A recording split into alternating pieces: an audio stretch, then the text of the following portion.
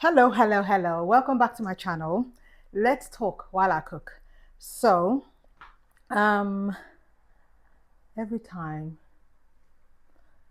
I see my reflection, I keep looking at my hairline, how much it's improved over the last 4 months.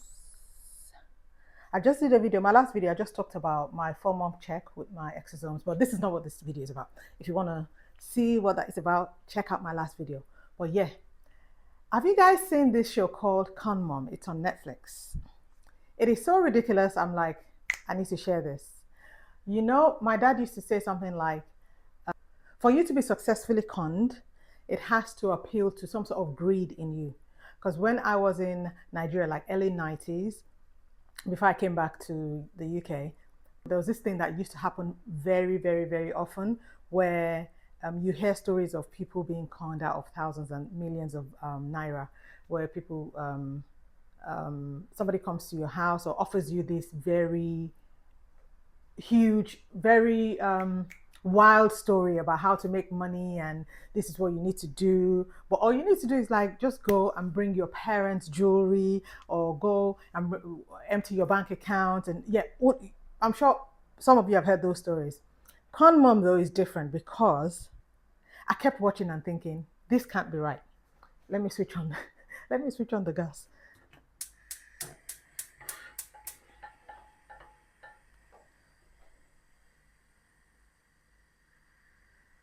If you're hearing that noise in the background, it's me trying to heat up the pan because it's stainless steel, right? You have to like heat it up fast, otherwise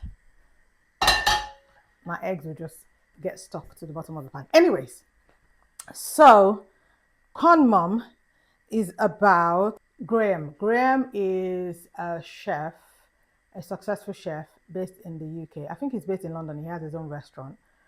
The story is that his mother left him 45 years ago. He's in his 50s now. 45 years ago, his mother just left him. His father remarried. His father and his stepmom abused him. He was raised in an abusive home, and the mother never made contact with him again for 5 years. Then suddenly, I think it was during lockdown or after lockdown, somebody called his phone and said, "I'm your mom. Call me," or something. And initially it was like, what? This can't be right. But anyway, made contact with this woman who, yes, they did a DNA test and yes, she's his mom. Because I kept watching this thinking, this can't be right. Did they do a DNA test? Because at the beginning of the show, I kept thinking, this can't be right because the con is that she's not the mom. But no, she's actually the mom. That's not the con. So this woman shows up and she's like, first of all, I felt like Graham wasn't asking the right questions.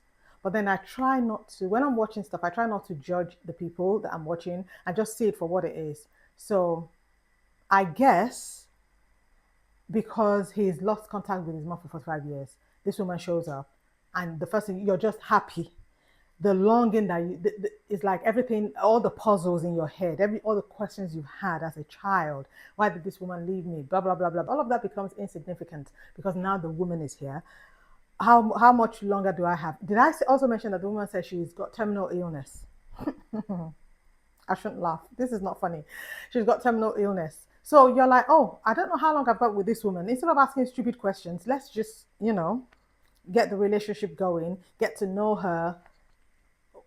Did he actually get to know her or get to know her and and try and make something of what's left? So I understand that from that perspective, but I kept watching thinking, Graham, you're not asking the right questions, you're not asking enough questions, because this woman shows up and she says she's the illegitimate daughter of the Sultan of Brunei.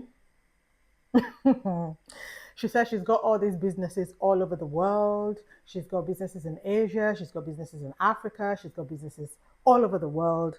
She took him to like various hotels, like expensive hotels in London, like lush hotels where maybe a night is like 5,000 pounds a night or something. And all the staff seems to know her. So I'm thinking, okay, this is why Graham is going along. Because I'm going along thinking, yeah, she must be a businesswoman. Me, the person watching.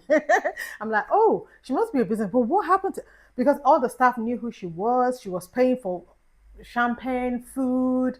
She'll stay in this hotel for like 2 weeks. Then they'll go back to Graham's home. Then she'll disappear for another few weeks. Then she'll come back. She'll say, meet me at this other hotel. And she'll stay there for 3 weeks. Bought him a car, bought the wife a car, expensive car, like, I don't know, maybe a G Wagon or something. So, of course, they believe that, oh, this woman has now come into my life and she's wealthy, like super wealthy. She's got bank accounts in like Swiss bank accounts.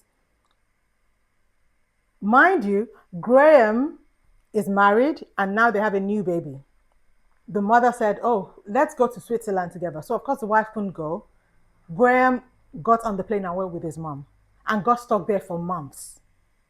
But within that time, the mom started like asking him for money. Oh, my bank card isn't working. Can I get £10,000 from you? Oh, my this is in some. Can I get £20,000 from you? And of course, it's like, oh, this woman that bought me a car, that she'll pay me back. He too was like giving her the money, giving her the money. They'll meet with this business person, with this Chinese business owner who she's promising this. Everybody called her grandma, mom. Everybody loved her. So I feel like she used her charm, and that's what she's always used over the years to get into people's pockets. Yeah. And in the end, guess how much? No, guess how much? Guess how much this woman took from Graham, her son? 300,000 pounds. When the wife started going through the bank accounts, because she started calling him that you need to come home, Graham left his wife to go after the mother, because every time he attempts to go home, the mother will say, oh, I'm throwing up blood. Even showed her a picture of blood in the toilet, which ended up being food coloring. Guys, you need to watch it on Netflix, because I kept watching thinking, no, this cannot be true. This cannot be true. This can't be, no, this can't be true. Well, it's true. It was the wife who, in the end, figured out this woman is lying, because she started making calls, started investigating, started looking around, asking questions, emailing people. Do you know who this woman is? Went to look for a birth certificate, found out that the name Dion isn't even her name, that her name, she's got like two other names, that she's got another, she'd been married twice. So Graham's wife and Graham's best friend now had the job of trying to convince Graham that, look, this woman isn't who she says she is. And then the wife found out that their money was gone, like £300,000. It's gone down the drain. And I think somebody came to repossess the car. That's when she was like, oh, no, no, no, no, no, no, no. This woman she's not who she says she is. She's not, she's a thief. And they had to convince Graham that, can you imagine the heartbreak? So first of all, you've got this heartbreak that your mother left you, and now she's actually leaving. Like the things that you believed to be true aren't true. Can you imagine? Can you imagine? I can't even start to imagine the heartbreak. It's like double heartbreak. You've been disappointed as a child, and now you're disappointed as an adult. And I just felt like something in Graham must have been like, because we all have it, something in you will say, is this true? But then you override that gut feeling that's telling you, okay, you need to double check. You need to check. This doesn't seem to be true. But I feel like because there's something in you, and in Graham's case, it's that longing, it's that trauma that has not been dealt with, that he's lived with all his life, that resurfaces and overrides all your gut instinct that tells you that this is not right, this isn't right, this isn't right, this isn't right, and you're like, no, no, this, you will it to be right. You want it to be right because you've missed this woman. And yeah, that just reminded me that, look, you can't have it, nobody can successfully con you unless there's some greed in you that they appeal to. Yeah, that's my lesson from documentary Con Mom. It's on Netflix. If you haven't seen it, try to watch it. Let me know what your thoughts are. What do you think? Do you think that if this was you, what would you have done? Do you think you would have fallen for this? If it was me, first of all, I don't have £300,000. Nobody can convince me to go with 300. In fact, I don't have 60. I don't have £10 to give anybody. 300,000 pounds? Nah, crazy. Let me know what your thoughts are. Let me finish. See, I've just cracked the eggs. Let me finish cooking, and then thank you for watching my video. Please like, subscribe, and I'll see you in the next one. Bye.